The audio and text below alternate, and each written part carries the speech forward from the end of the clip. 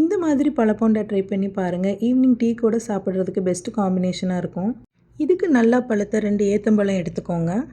அதோட ஸ்கின் எல்லாத்தையும் ரிமூவ் பண்ணிவிட்டு ஸ்மால் பீசஸாக கட் பண்ணி ஒரு ஜாருக்கு மாற்றிக்கோங்க. அப்புறமா ஒரு எக் ஆட் பண்ணிக்கோங்க. 1 டீஸ்பூன் வெனிலா எசன்ஸும் ஆட் பண்ணிக்கோங்க. 1/2 கப் மில்க் ஆட் பண்ணிக்கோங்க. அப்புறமா 1/2 கப் சுகரும் ஆட் பண்ணிக்கோங்க. இதை நல்லா ஃபைனாக கிரைண்ட் பண்ணி எடுத்துக்கோங்க. அப்புறமா ஒரு பவுலுக்கு மாற்றி வச்சுட்டு அது கூடவே 1 கப் மைதா மாவு ஆட் பண்ணிக்கோங்க. அப்புறமா 1 டீஸ்பூன் பேக்கிங் பவுடர் ஆட் பண்ணிக்கோங்க. இது லம்ஸ் இல்லாமல் நல்லா மிக்ஸ் பண்ணி விட்டுக்கோங்க. பேட்டர் நல்லா திக்காக அந்த மாதிரி இருக்கணும். அப்புறமா கடாயில் ஆயில் விட்டுக்கோங்க.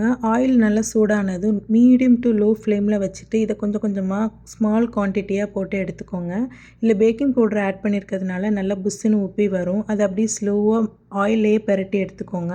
அப்புறமா கோல்டன் ப்ரௌன் ஆனதும் எடுத்து பிளேட்டில் மாற்றி வச்சுக்கோங்க. இதுக்கு நான் ஸ்ட்ராங்காக ஜிஞ்சர் டீ தாங்க பண்ணியிருந்தேன்.